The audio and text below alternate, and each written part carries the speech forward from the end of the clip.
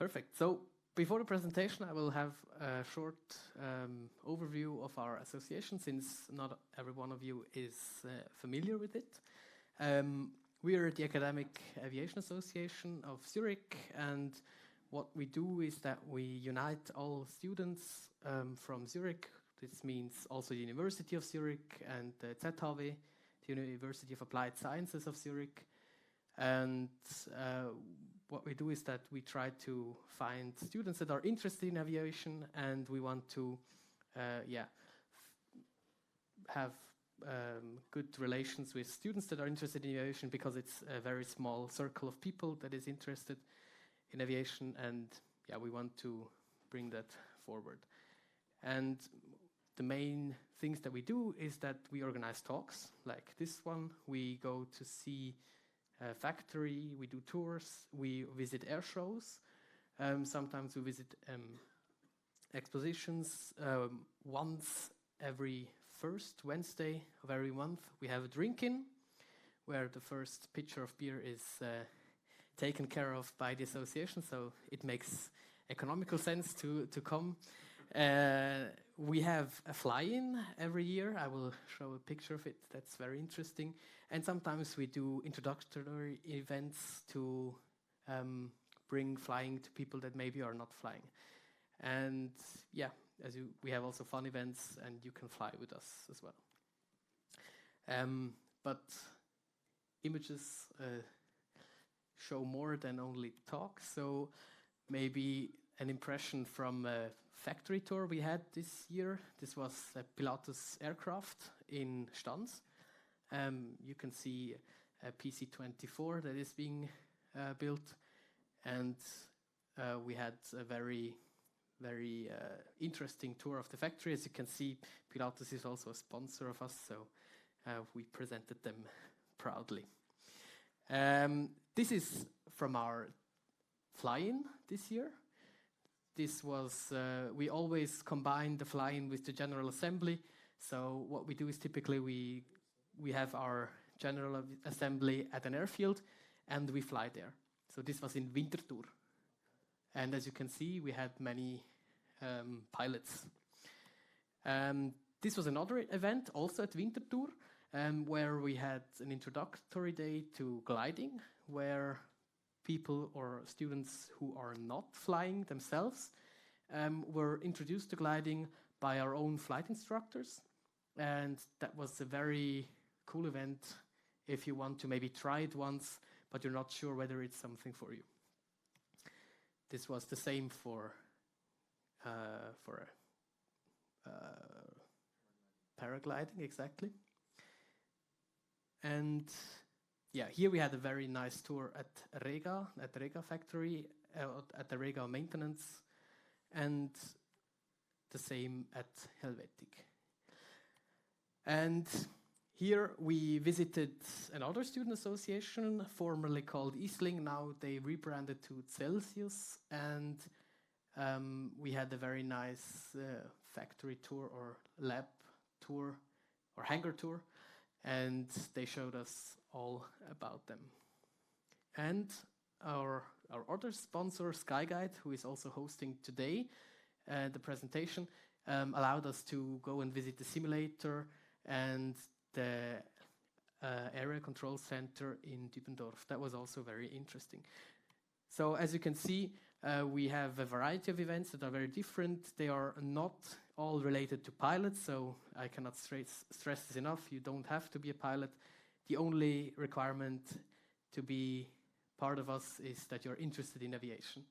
And you can see our sponsors, and we have a network at the universities. As I mentioned, ETH, University of Zurich, University of Applied Sciences, and also the aviation journalists who are also present today, and some others. What we'll do, I mentioned it, we'll have a drink-in. Feel free to join if you're interested in talking about aviation. All aviation-related topics are welcome. And again, you don't have to be a pilot, you just have to be interested. And we have our fondue event for members. If you want to join, you can at the 15th of December. It's a Friday. And what we do all the time, if you become a member, if you wish to, you can be added to a WhatsApp group, and then pilots, we have about a third of our members are holding a pilot license, and then you can join in on a flight with them if you want. Yeah, you can have a look at our social channels or just visit an event as you wish. And again, you don't have to be a pilot, you just have to be interested in aviation. Yeah. I would suggest that we switch to our main presentation. Christian Weiss will hold the presentation. He has come from Skyguide, and yeah, we're looking forward to it. Okay, maybe before we start, and as I'm setting up the computer here, who of you was already in our control center or our tower simulator? 1, 2. Well, I know this one, yes. So about, let's say, a third of you have been there. And who of you are active pilots, private pilots, commercial pilots? That looks like almost half of you. I just ask because I have decided to make the presentation twofold. One of it will be an introduction into air traffic control, just to get a feel who is relatively new to the concept. I can always make it a little bit longer, a little bit shorter, depending also on your interest and your preferences. But the main topic of today is, that was a wish from Tobias, artificial intelligence in air traffic control or air traffic management. Is it there yet? Will it come? If so, when? Tomorrow? In 2 years? In 20 years? We will have a glimpse onto these questions during the course of this evening. Which brings me to a question to you. How much time do I have now? 7 o'clock? You stop me. Very good. All right. I called it our flight trajectory tonight. We start with an introduction into air traffic management, have a look at the operations of an air navigation service provider such as Skyguide, look a little bit into the technology that we need today in order to provide safe and efficient air traffic control. And last but not least also, and always first, not last, the aspect of safety. Because this aspect, if we talk later on about the potential for artificial intelligence, is always at the forefront as well. And that would then be the second part of today's talk and discussion, of course. We will look at the situation today. Are there elements of artificial intelligence that are already used in aviation and especially in air traffic control?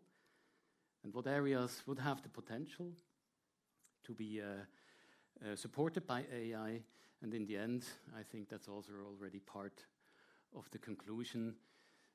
Probably air traffic management will not go all the way, at least not in the next decade or two. Will also always be a joint human-artificial interface that will bring us forward in this domain. Last but not least, then of course discussion, exchange, and I invite you also to ask questions as we go along. Okay, some of the basics in air traffic management, air traffic control. I don't have to tell you, you're all professionals or will be professionals.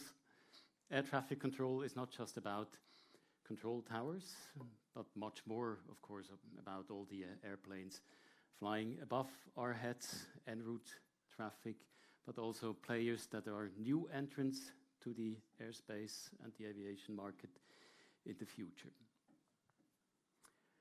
New entrants brings me to another reason why I'm also here tonight. You are all students looking for interesting challenges in the future, in the aviation domain perhaps. And of course, air traffic management is one option. Air traffic service providers like Skyguide are one really interesting way to bring your potential to life, be it as an engineer, be it as an air traffic controller. And I'm always here also in the discussion afterwards to tell you more about the career options that we offer at Skyguide as well. But first of all, a little animation movie that you might have seen if you have visited us at Skyguide in Dübendorf. We are in the center of Europe, control the airspace over Switzerland and adjoining areas in France and Germany. Manage about 1.2 million, last year it was a bit less, IFR movements per year, which translates on a high density day into about 3,500 IFR movements per day with 1,500 employees, 40 locations,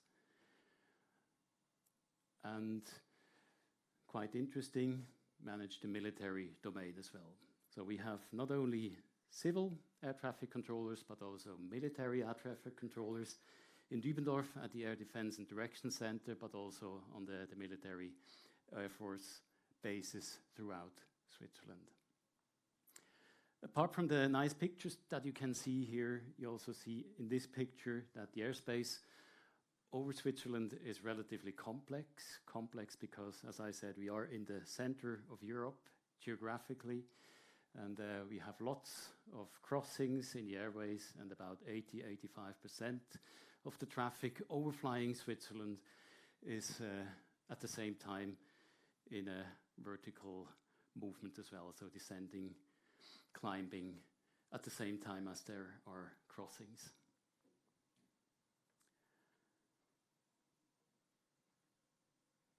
Here you see the French annex of our airspace. We have about the same amount of airspace, a little bit less, over southern Germany and Austria, Liechtenstein.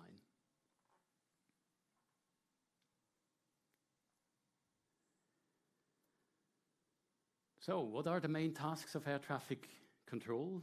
First of all, it's about avoiding collisions in the air and on the ground. Questions to the audience, except for René. And those that were just on my lecture this afternoon, what is the minimum separation between two IFR aircraft in en route airspace? Laterally, how much air would you put between two aircraft operating at 700, 800, 900 kilometers an hour? 5 miles, yes, about 9 kilometers. And in the vertical, it would then be the 1,000 feet that you all know as private pilots, 300 meters. So 5 miles, 1,000 feet, that's more or less how you can explain already a quite big chunk of the basics of air traffic control. Second aim is to provide the capacity that is actually requested by the airspace users being airlines, for instance, to ensure an orderly and expeditious flow of traffic, how ICAO calls it in its Annex 11, which also means do not create delays if this is possible. Always taking into account, number one, avoiding collisions in the air and on the ground, which is safety. Safety is first, always. Number three, provide flight information services.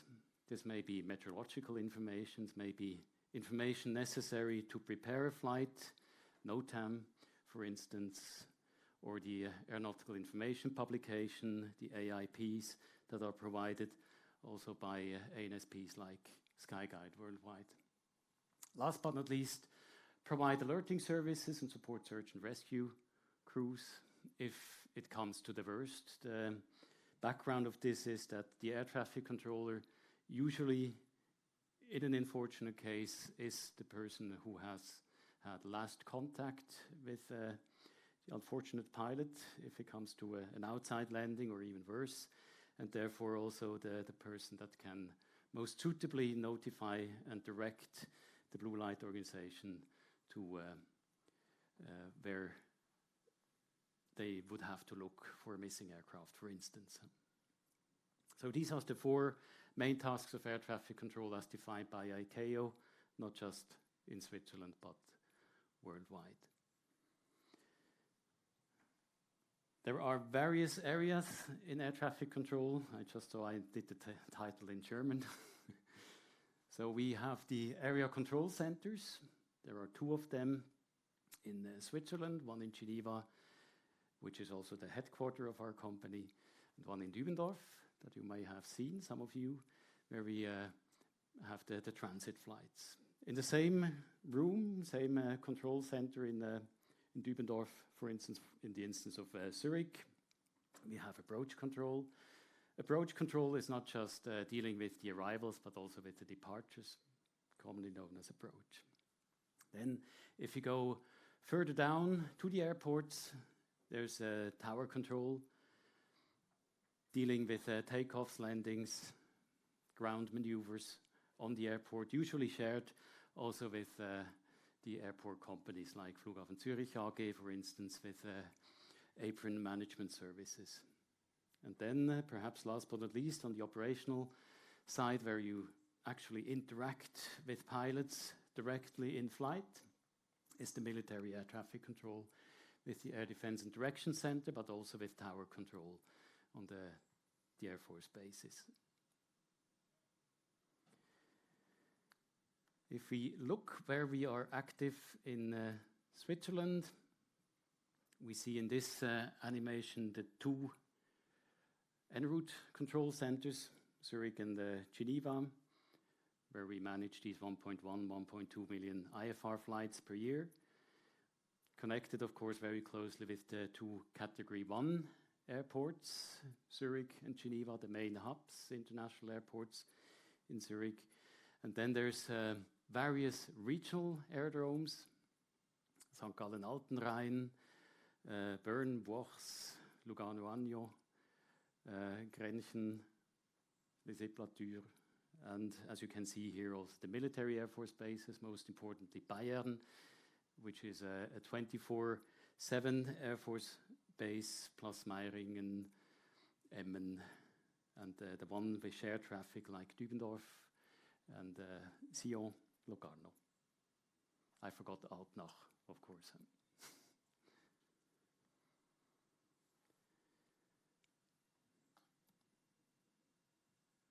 Now here is the master slide of everything. If you remember that by the end, then you know quite a lot of air traffic control again. So it's the 5 nautical miles circle around every aircraft that defines the minimum separation under standard condition in the en route phase of flight, slightly different in the approach.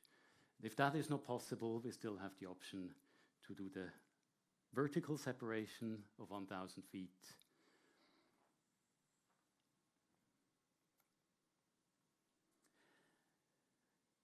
Now, taking a look at how air traffic control works, it is quite a distributed situation in Europe, where we still have roughly 60 control centers managing en route traffic all over Europe. So it's a bit of a Flickenteppich, we would say in German. Switzerland, you saw there as one entity, but still split in 2 control centers. We have upper airspace, lower airspace, terminal airspace, and very important, before entering any of these airspaces, control airspaces, you need a clearance, you need to be positively identified by the controller, and then you are cleared on your flight level, ensuring the 1,000 foot separation, of course, and making also sure that if you have to change sectors, have to change control centers during your flight, this is well coordinated, be it within a control center, between approach control and the lower sectors, or also between Switzerland and its neighbors like France, Italy, Austria Control, or Germany with the DFS.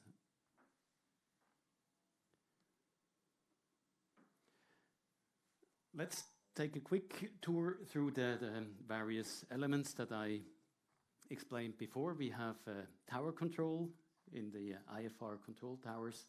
In smaller airports, doesn't have to be that many people. In airports like Zurich, it can easily also be more than the 3 guys that you see here. Of course, it can also be girls. Huh? We have, I think, roughly 25 to 30% female air traffic controllers as well in the company. So it's for some tasks as an air traffic controllers, the women are even at an advantage. In any case, in a control tower like Zurich, we have 3 main positions that we need to staff. One would be the aerodrome controller, the lord over the runways. You could say he's or she would be the person in charge of issuing landing and takeoff clearances on all runways. In Zurich, it can be split into 2 positions, one for the arrivals, one for the departures, under standard conditions during the peak hours over noon. He or she is then supported by the ground controller, sitting in the middle here. Ground control is in most airports charged with managing traffic on the taxiways. In some airports like Zurich, this task is shared or mainly delegated even to the airport, like Flughafen Zürich AG in our case. But still, the ground controller, he is responsible of controlling parts of the taxiways. And is also a second pair of eyes for the aerodrome controllers, assisting him with coordination tasks, for instance. Last but not least, we have the clearance delivery position. Clearance delivery position is always the first point of contact of a pilot, or usually the first point of contact of a pilot with air traffic control, where we check, is everything okay with the flight plan? Are there any delays to be expected? Is there a slot on the foreseen route of the flight? And there he also receives the so-called transponder code that is then entered into the transponders, received and exchanged with our secondary radar system, and integrated and correlated with our flight plan data that we have in our data center. And therefore, from that point onwards, the flight is known and on the radar screen also augmented with a lot of additional information, as we can see later on then. The second part is the approach control, or approach and departure control.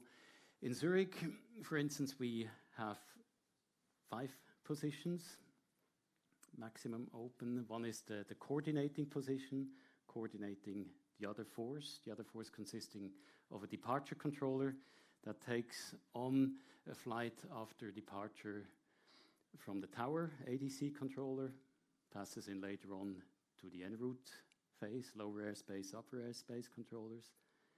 Then there's if there is heavy traffic, up to 3 controllers dealing with vectoring the aircraft onto the final approach for the landing runway. One approach controller for the western part of the TMA terminal area, another for the eastern part, and the last one to ensure the final sequence, monitor the altitude on the final approach until the handover again to the aerodrome controller at the airport. One level up, we have the area control center with a team of 2, sometimes even 3, working one sector. You will see there's many sectors in our control centers. And the one actually leading the pilots, issuing the clearances to the pilots, are the radar executives. They also carry the responsibility, for instance, to ensure the 5 miles, 1,000 feet at all times. They are supported by radar planners. The radar planner is a colleague who can do both positions, of course, has the same knowledge, the same training, the same mindset.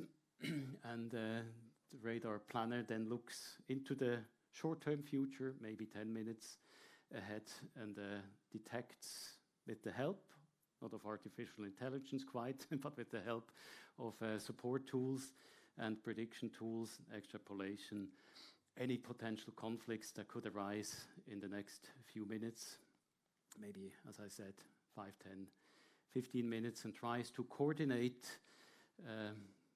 those that can be coordinated away, so that a flight, for instance, that would cross with another flight at approximately the same area at the same altitude, to make sure that one of them has maybe already had the chance to descend or climb to another flight level, so that by the time he or she enters our airspace, the conflict potential has already been resolved. And last but not least, especially in heavy traffic situations or in situations where we combine several control sectors into one, we can also employ an additional person that keeps the overview over an entire larger chunk of airspace. That then would be the coordinator position. Here you can see at least the theoretical setup for the various control sectors that we have in the Zurich and the Geneva area under our responsibility. So we could open up to 7 control sectors each in the upper airspace. Usually it's much less, depending on the traffic volume. And in the lower airspace, that's the light blue areas here, there are 3 control sectors in Geneva, 4 control sectors in the Zurich area that are split somewhere around the Röstigraben, between the French-speaking and German-speaking part, more or less by coincidence. Further down, we have then the approach and the departure control sectors, a little bit more in the Zurich area. You see one additional sector here also, ARFA, those flying in eastern Switzerland. As VFR pilots, perhaps they know the sector, managing the arrivals and departures out of Friedrichshafen and St. Gallen-Altenrhein. And last but not least, of course, the various control towers. Now there's lots of tools that support us, procedures that need to be adhered to, a lot of training, also recurring training, contingency training to manage unexpected situations that we do on a yearly basis with everyone in here. We see here how an air traffic controller sees an aircraft with the kind of information that he can derive from there, thanks to the transponder that we mentioned before, and the secondary radar where we get live data from the aircraft with an update rate of about every 5 seconds. See here, for instance, the ground speed, the altitude, and also the possibility of the controllers between sectors and sometimes even between control centers to coordinate a different flight level without picking up the phone. So we saw here, also on one side, the radar executive talking to the pilot, issuing the clearances. On the other side, the radar planner supporting him in it. Just to give you a brief impression how this looks like. Still, capacity is not endless, and that's why we also have air traffic flow and capacity management. In every air navigation service provider, this is where you get the slots if you are an airline pilot. Every control sector has a certain maximum capacity that can be filled with airplanes if they demand this volume. This can greatly vary depending on weather conditions. For instance, if there is severe turbulence, the separation will be higher. If there's thunderstorms, these might need to be circumnavigated, using up more workload for the air traffic controllers, but also more airspace in order to circumnavigate that. More coordination work resulting then, in order to remain at the same level of safety, in less capacity. In order to regulate that, Eurocontrol, which is encompassing all the air navigation service providers in Europe, has a flow management unit in Brussels with a fallback in Paris. And we have also our option to input then our max capacities or reduced capacities to them. And this way we can ensure that a flight, for instance, transiting Switzerland from London Heathrow to Rome, for instance, is not halted because, for instance, we or the Italians or the Germans have a capacity restriction in place. There's various other reasons why there might be capacity restrictions, one of them being a sickness wave. Another one might be a technical degradation of a system that requires us also, in order to maintain at a safe level, to reduce the capacity, work with less aircraft in the same area at the same time, making sure we are stable and robust again before we increase again to the standard capacity. So it's quite a central tool to steer the traffic flow, not just in Switzerland, this would be pointless, but in a bigger area like Europe. Requiring also that the flight plans, of course, are there a bit earlier. Little question maybe to the audience, especially the flying ones. How early should you file a flight plan if you're doing an IFR flight? Still flying VFR. Huh? It's 3 hours. But that's about then also the lead time that Eurocontrol has in order to make sure that all the traffic restrictions that we know by then are already incorporated. Of course, it can always happen due to a technical mishap, for instance, that the restriction has to be placed at a short notice time, and this is then also the task of the supervisor and of the affected air navigation service provider to deal with that by, for instance, opening another control sector if that is possible. Then maybe a bit more familiar, the flight information service, which is dealing with our VFR customers mostly, not only, but mostly providing weather information about activation, deactivation of military airspace, taking requests to cross a controlled airspace, for instance, like the TMA Zürich, and also assisting if there is any kind of problem or any kind of question that they may have, might be unsure as whether they are really there where they think they are, or whether an airspace is actually open or not. And our flight information controller, Swiss Alps, they are happy to help anytime. Then I also mentioned military air traffic control, quite a different tasks from civil air traffic control. Here, the 5 nautical miles, 1,000 feet is not that relevant.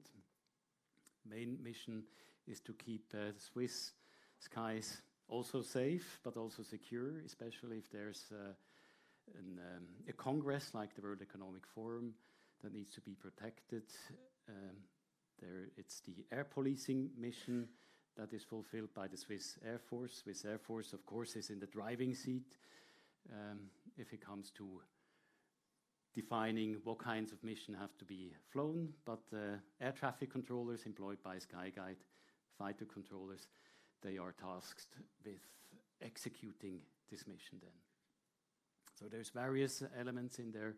Air policing is one, keeping an updated air picture, identification of suspect airplanes, perhaps some that have a diplomatic clearance, maybe even some that don't report on the frequency to us. We can deploy them and make them have a look at these targets in a relatively short time, and since 2021 also H24.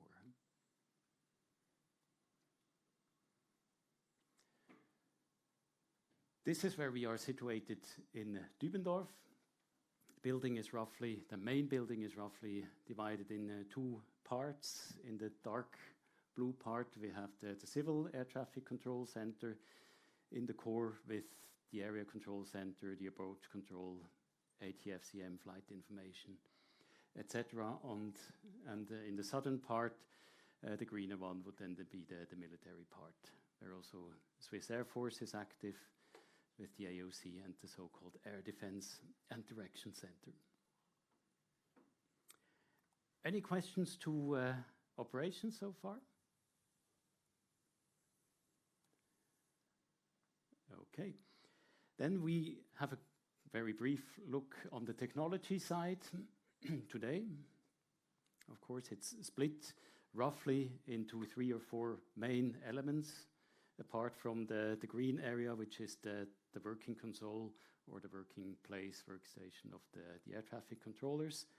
It's communication, it's navigation, it's surveillance, and a lot of data management. So communication is key. Even in 2023, without voice, without radios, air traffic control is not thinkable. Of course, there are data links nowadays between pilots and controllers, but for the time being, it is not foreseen that they would replace the traditional radio that we have worldwide. Therefore, also, this is our most vital system that we would also use in emergency situations. Must be very dependable, must be trusted at all costs, which is why we have a fallback, and the fallback of a fallback, and an emergency system, which we must rely on. Same would be true also for surveillance, radar today, conventional radar like this one in La Dole, in the French-speaking part. There is another one almost like that on Mount Legern, close by here. These are the en route radars with a relatively wide and large broad range that cover large spaces of Switzerland and also the part outside of Switzerland. There's also approach radars in Holberg. We have 2 of them for Zürich Airport. There's ground movement radars for the takeoffs and landings on places like Zürich Airport. All in all, lots of radar sources also from France, from Germany, from Italy, that we then feed into a multi-radar tracker so that if we lose one of them, we are not blind yet. It takes a lot more than that. In the future, this system might be replaced or augmented with multilateration systems. Some of them are already in place.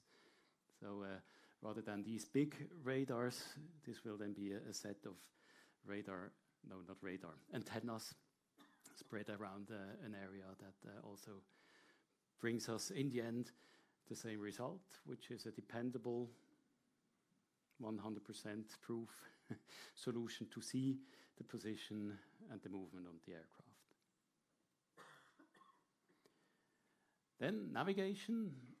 Here we see an ILS part, the localizer antenna. In front, one of our new toys, a drone that we use to flight check these kinds of systems nowadays. Navigation equipment is still key when it comes to providing precision approaches or fallback to satellite-based navigation procedures, for instance. This is always ground-based, doesn't go away, is permanently monitored. We know whether it works or it doesn't work. It's old tech, but still used throughout the world and probably here to stay for quite a while. There's of course not just the instrument landing system with localizers, glide paths. There's still VHF omni-range, VORs, even NDBs at some places. I once I have been in the business for 3 decades already. Just a little anecdote. I was in a navigation course in Luxembourg. I think it was 1999 when they told me latest in 2005 all the non-directional beacons, NDB, will be phased out. In 2008 there will be no more VORs. In 2000, I think 15 or 20, they said there will no longer be a need for instrument landing systems. Will all be GPS based, GNSS based. And now when I look outside, we are not quite there yet. This is also a little bit of a hint to the topic that will follow, artificial intelligence, but we come to that later on.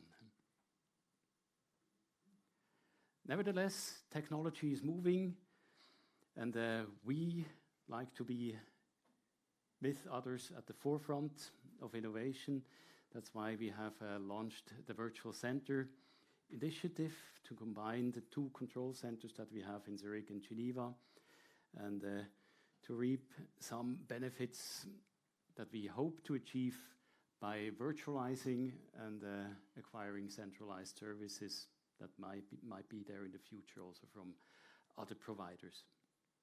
This would enable us then to provide a higher capacity, also to react quicker on capacity on demand, to have higher cost efficiency, lower environmental impact, because we might then be able to, at some times, control a chunk of airspace over Switzerland from just one location. And especially then, if we can do that, if we can achieve that location independence, we could also close one center during the night or catch up on the impact of an outage in one center by resuming at least part of the traffic from the other. With the concept of virtual center, we also invest heavily in cybersecurity, making new technology that, as we know, is prone to new threats, cyber threats, by building in cybersecurity by design. And last but not least, the whole thing aims, of course, at increasing safety and also efficiency, which then also goes back to higher cost efficiency. This concept is not there yet.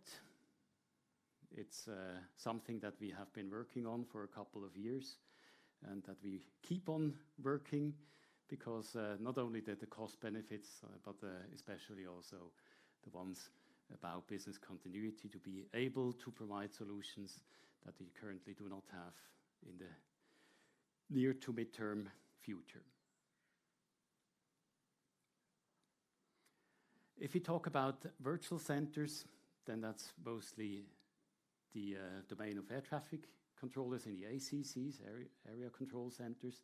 But there is innovation and development, of course, also in the control towers. Several airports, even larger airports, like for instance London City, have already remote tower solutions in place, where an air traffic control crew doesn't necessarily have to sit in a physical tower anymore, but can use systems and sensors that are spread around the airport and displayed on screens around them.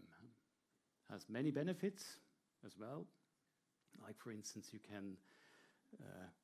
can hardly see it in the background, but you see the airplanes over there. All the airplanes are then named with a label, just as we have it on the radar, but as you look outside. Of course, and looking outside, that's the one thing you cannot do anymore. And therefore, like for any new technology coming into a high reliability organization like an air navigation service providers, it must be robust, it must be safe, it must not fail. Last but not least, integration of new market entrants, unmanned aerial vehicles, for instance, drones, air taxis. It's not far away in the Far East and the Middle East, perhaps a little bit farther away in our areas due to regulation. But nevertheless, this new world is partly here already, and it's coming, and it's also driving innovation. It's driving technology.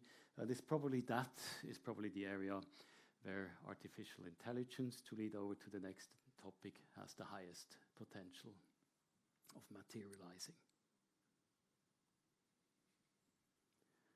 This brings me to the question that I stated at the beginning.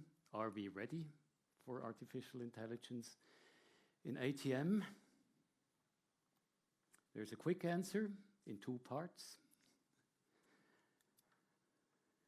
One of them, and I took that from the Fly AI report of Eurocontrol, finished 2020, is the conclusion that artificial intelligence has indeed, of course, the potential to help, to support air traffic management in two major challenges that we face today. One is the reduction of environmental impact of air traffic. We'll see why in a minute. And the second one, to improve the ability of the network system to react on demand to scale capacity depending on the traffic growth or the decline. There's a but in this quick answer, also from the same report. A nice read, by the way, if you want to deepen the topic in the next few days.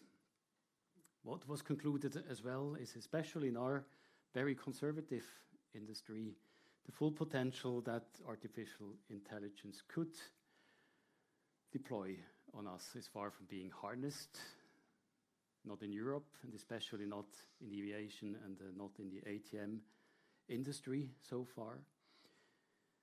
We also will see there are a few early adoptions of artificial intelligence in our industry, but usually they are limited in scope, maybe one control center, one airport, one domain of the air traffic management world, but not the entire industry as a whole.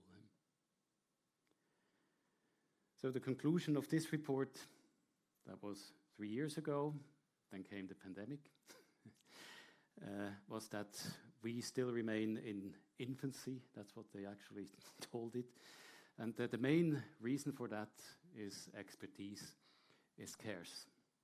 And this is also a call, of course, on all you students at the forefront of this new technology, of these new possibilities to choose a career in aviation, engineering, or aviation as such, and bring us forward. Because the potential definitely is there.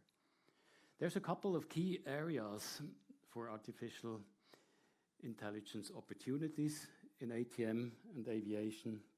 The most obvious ones would probably be the ones on the passenger side. These are those that probably can be reaped the earliest. However, they are not really relevant for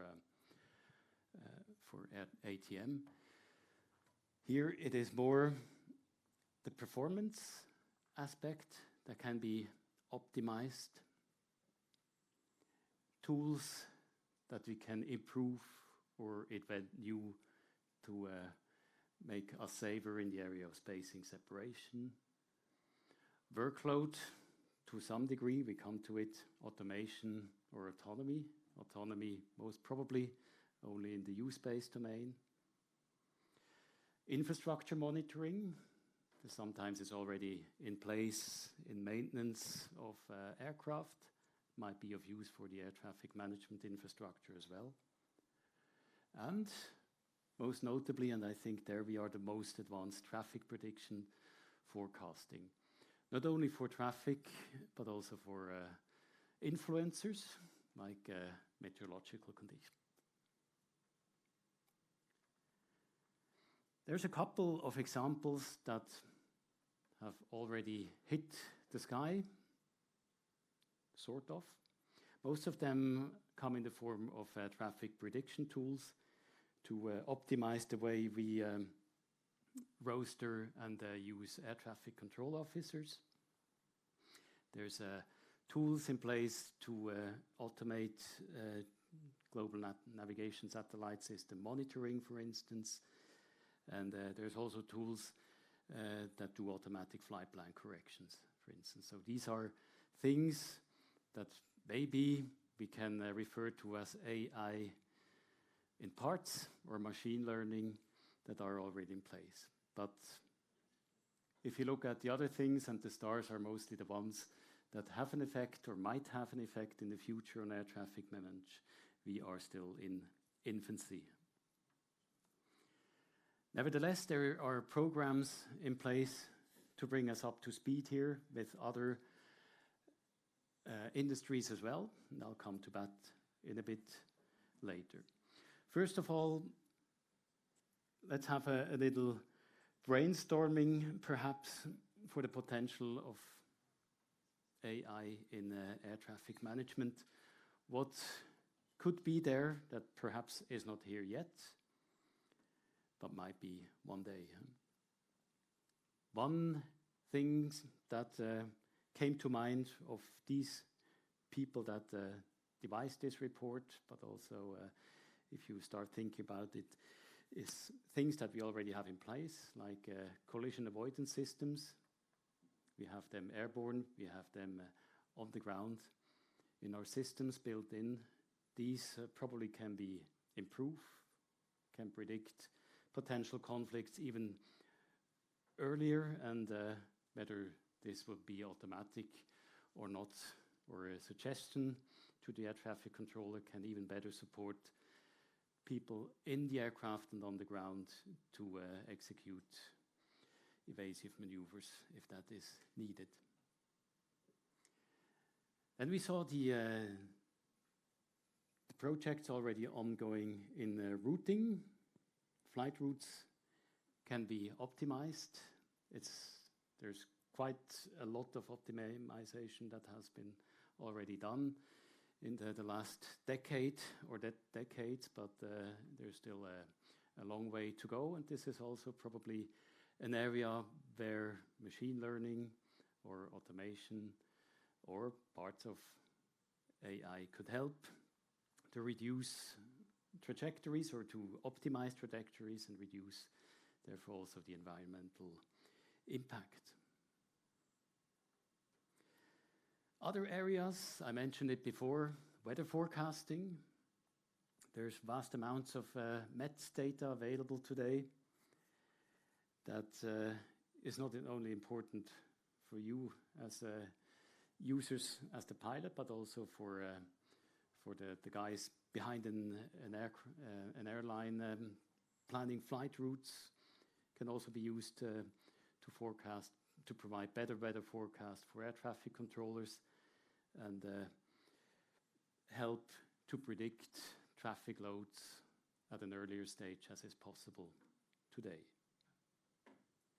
Also here, we have these tools in place already, but by making them more accurate, faster, and more reliable, this could help. Connected with weather patterns, predictive analytics, we have a lot of flight data from the last 50 years.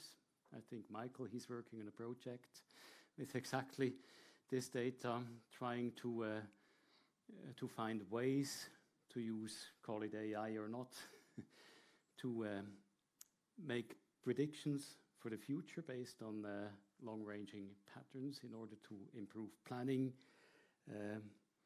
and to be able to react on trends or react on sudden events that then will not be so sudden and not so predictive as they might be today in the future, and also therefore help us to manage traffic more efficiently in the future.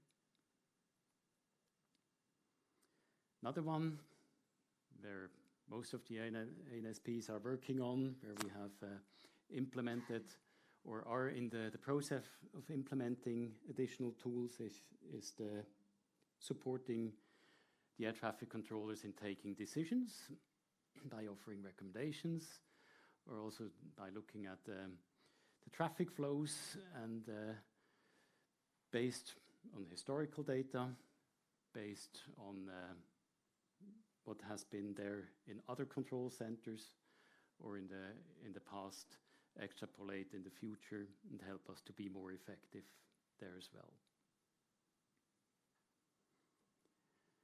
There's a potential also in aircraft surveillance.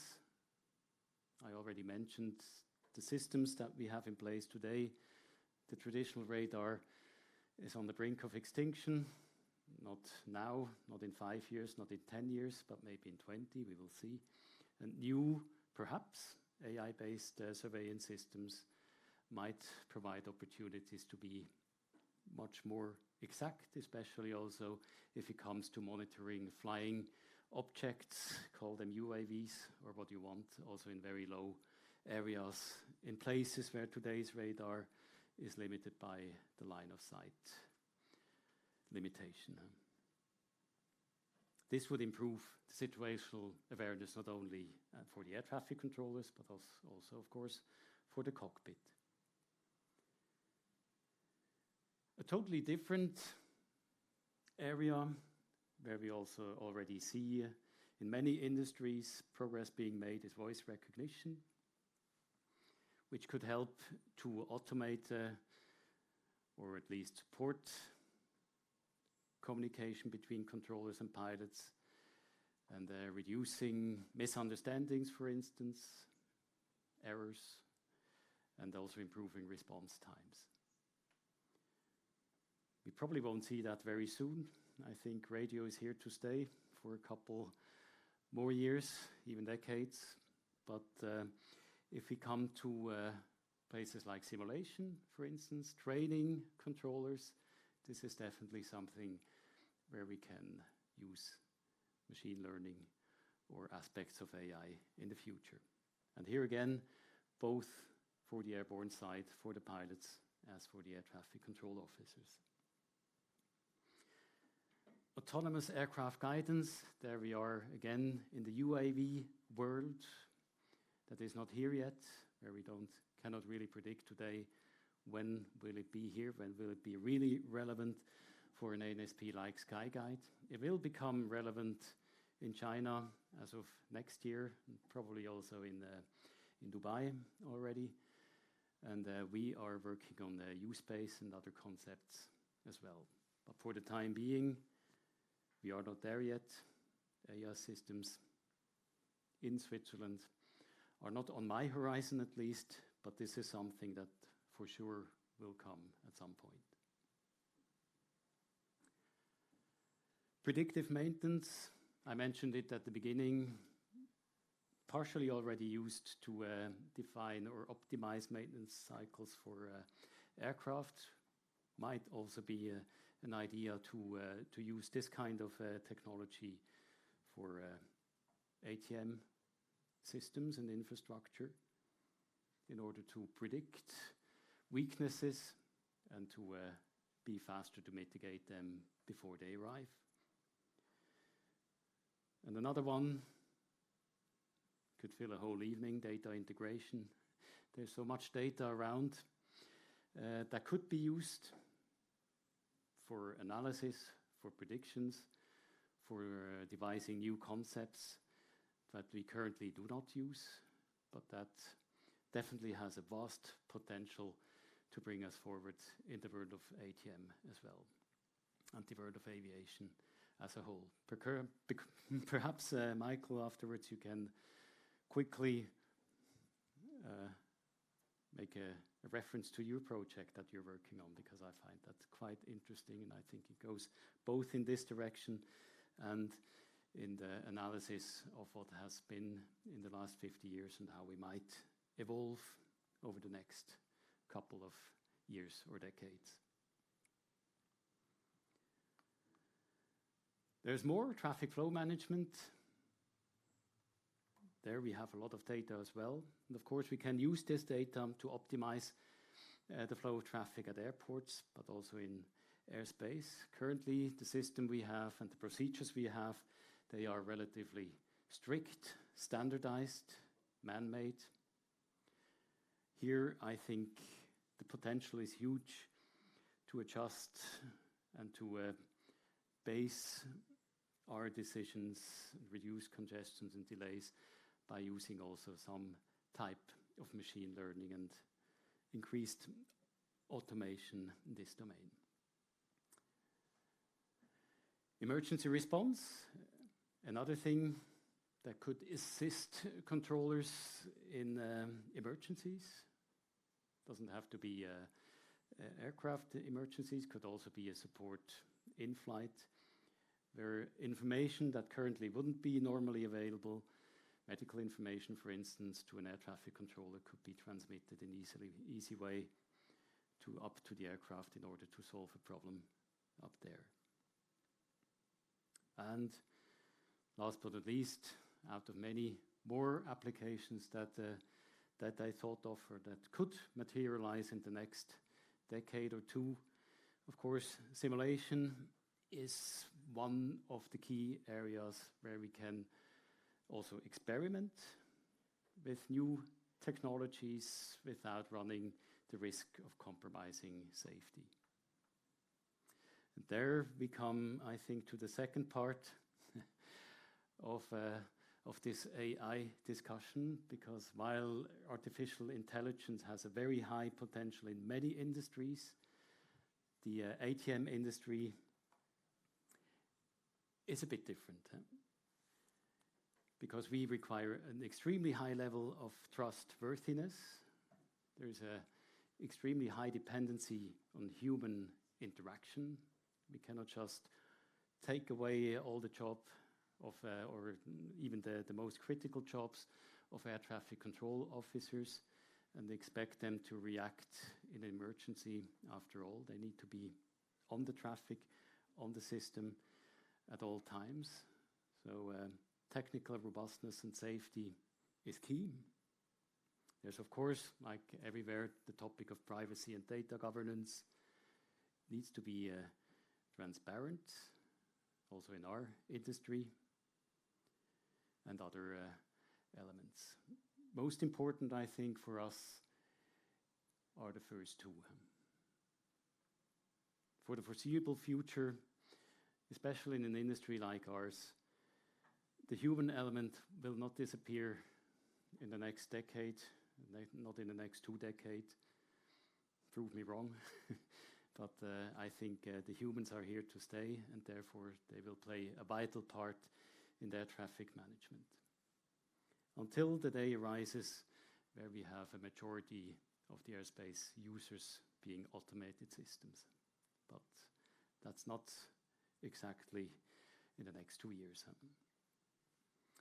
This slide is a little bit small, but what I actually want to tell you with this, that it depends what kind of level of automation you want to reach.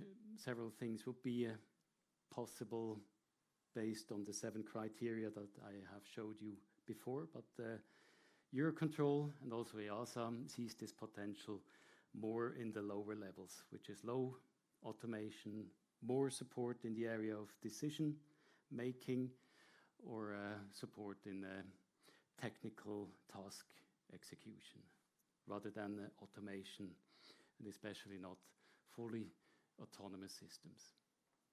I have a question. Yes? Mm-hmm. So on the upper right, it says automation level targets. So does that mean that at the European level, there is some kind of political agreement that we actually do need to move to more automation in all these different safety relevant aspects? Yes, and I come to that. It's, for instance, this paper here, the Fly AI report of Eurocontrol. There is a high-level group dealing with artificial intelligence in ATM on the European level, and also AAZ is pushing the topic, but probably not at the high speed that we would expect.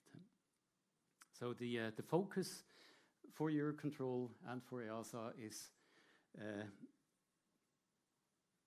to take the human aspect center stage for the foreseeable future. So we focus on, or will focus on those bottom, if you want, 3 levels, which is assistance to humans, support tools, teaming up, and perhaps in some levels, mostly then in the use-based domain, where we deal with drones, more in the automation domain. So it's more seen as a helper in making humans more efficient, less error prone, and more reliable. Also, like in any new technology entering a critical system like aviation, user acceptance is just as important. And like in other industries, there is a fair amount of fear. For instance, you mentioned it a couple hours ago, will ChatGPT take away my job in the future? I don't think so. But nevertheless, there is of course a fear about what artificial intelligence, machine learning, or automation could do to the job of air traffic controller, but also to other jobs in the aviation industry. And I think it's important to keep an eye as we progress on this journey on all of these factors that are here, to keep it transparent, to make sure that we have common standards, not develop something on our own in little Switzerland or even little Europe, and to deal with the concerns that could, at the end, if you would even have a technologically perfect solution, in the end, could be downturned again by the current users, be it the pilots or be it the air traffic controllers.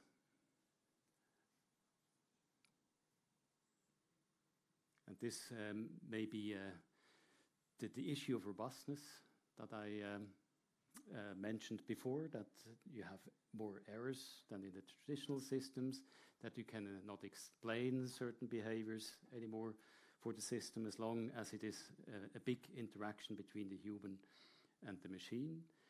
And of course, also things like cyber attacks that fortunately have not affected us so far, but if this arrives at some time, the level of trust into new technology is always affected as well. And because we foresee the human air traffic controller to stay in the system, it is key that these threats and that these fears are managed as we progress in technology. So it will not be a revolution, it will be a series of small steps bringing us further in the domain. EASA has come up with an artificial intelligence machine learning roadmap, published it actually not in May 2022, but in May 2023, even the last update. And in the phase 1, where we are now, they aim at providing first guidance for development of these new technologies for the level 1 that we just saw. Should last until next year. And by that time, a framework should be available with a consolidated guidance for new applications that are partially already under development at Eurocontrol or at certain airports or even certain air navigation service providers. Before in phase 3, and there we are talking end of the decade and the next decade beyond, to push the barriers, that's how they call it in the roadmap, to actually implement AI machine learning solutions in ATM that bring visible benefits. So it's not tomorrow, it's not in 2 years, it's going to be longer than that. So that's perhaps the slightly disappointing message for those of you who thought we are just entering the breakthrough in our industry. Nevertheless, to end here and to end with a positive statement by the Executive Director of the EASA, EU Aviation Safety Agency, who actually left the agency at the end of August.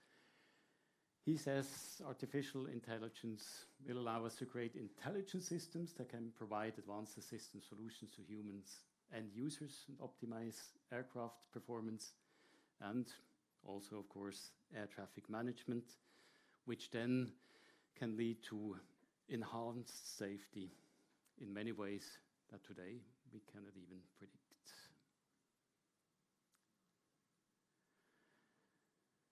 So I leave you with that, And a little bit of literature for those who actually want to know more about the projects that are already deployed or that are under R&D.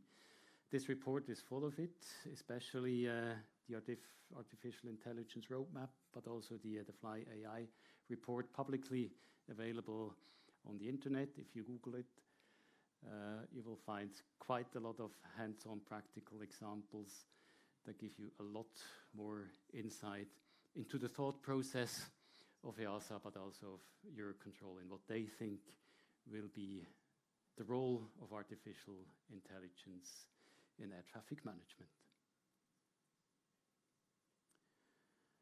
So with that, I would like to open the floor for any questions on this topic or also the previous one. For starter question. Yes. What do you think will be replaced first, the pilot or the air traffic controller? If you ask me from a ANSP, I say it's going to be the pilot. Not all pilots, but some pilots. We heard about the air taxi industry growing foot in China, in the Middle East. So you always have to start small somewhere, and I think this is the area where we see automated systems replacing pilots first. But I don't think we see that next year or in 2 years in Switzerland. So that would be a level, so according to the EASA classification, that would be a Yeah. level 2 integration. You have the human ATC interacting with the AI-powered air taxi. You could see it like that. But as I said, I don't see that in Switzerland in the next couple of years. In the Middle East, this is almost Yeah. reality. This will become reality, I would say, over the next couple of years, yes. In certain areas. Yes? Thank you for your presentation. I actually have 2 questions. Yep. First of all, what are the main challenges of cybersecurity facing the air traffic control?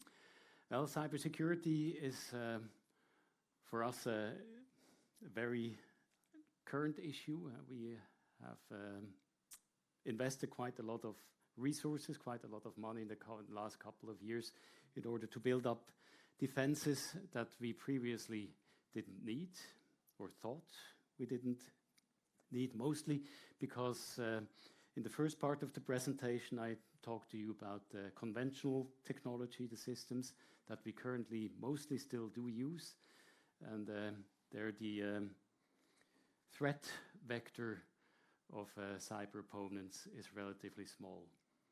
So it's more the sabotage, the natural hazard risks, the earthquake things that we thought we need to protect us against. But now, where we are opening the networks, we are talking about system integration, service-oriented infrastructure, putting applications that previously were machines in our room that we could take out and replace with another one, having those in a cloud-like environment increases the risk, and therefore we increase the barriers and the defenses in order to prevent an attack from that side.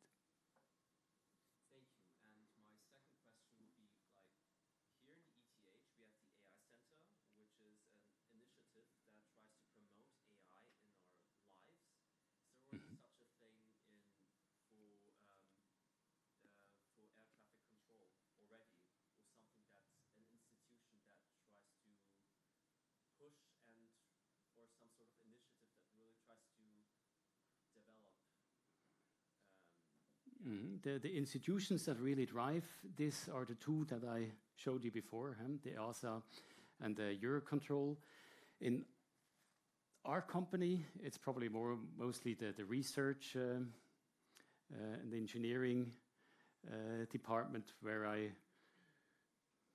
most probably could make a link up. I'm myself not an engineer by trade, coming from the operational side, but I'd be very interested in maybe opening doors or making links, connections between the ETH and our own engineers in this domain.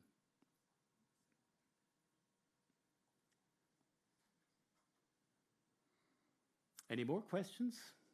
Can also be to very conventional, traditional topics, like flight information.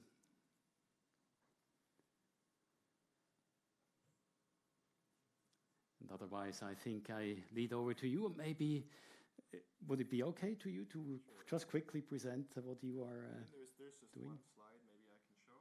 Mm-hmm. So this is in the context of the research that's going on in other parts of the ETH domain in this case. The Paul Scherrer Institute, which was historically a research institute concerned primarily with nuclear energy, has recently gone over to more general energy topics. And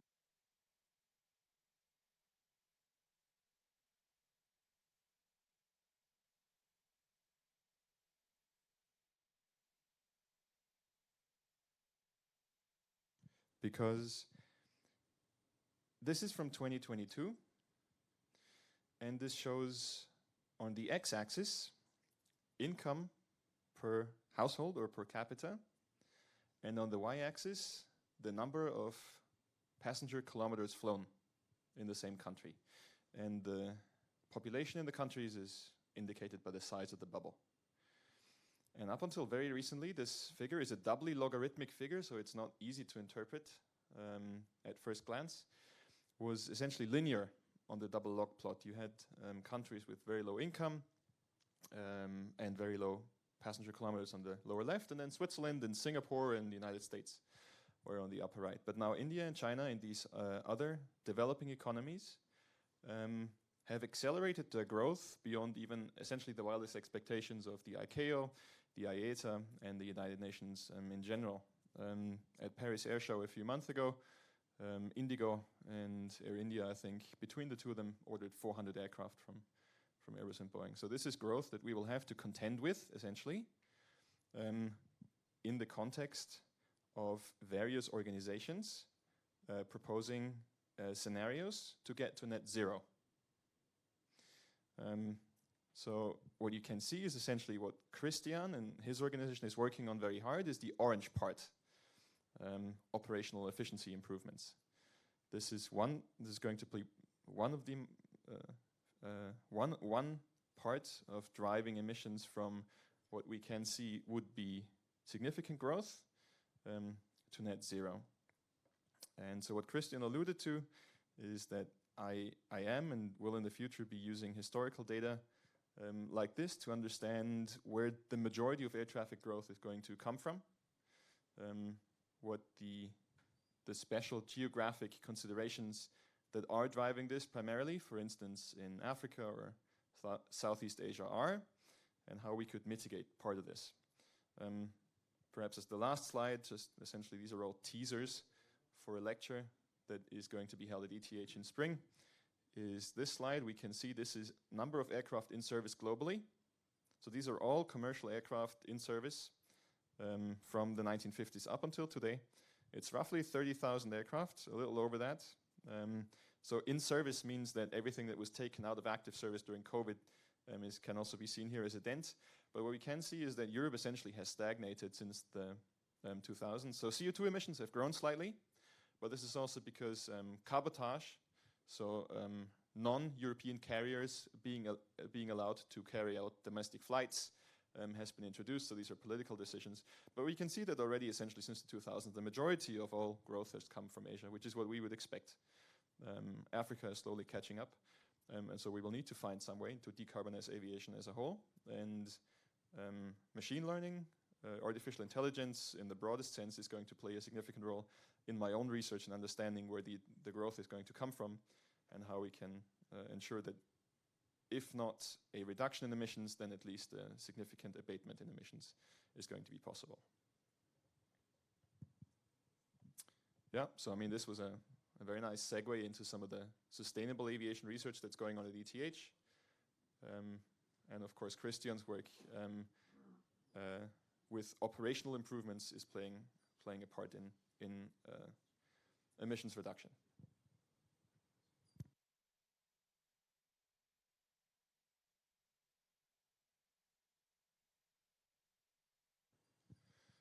Well, I mean, on behalf of the Aviatikverein, the academic aviation student association, I would like to thank you all very much. I would like to thank Christian for this incredibly interesting and detailed insight into not just AI in ATC, but ATC in general. And I think with that, and with a round of applause,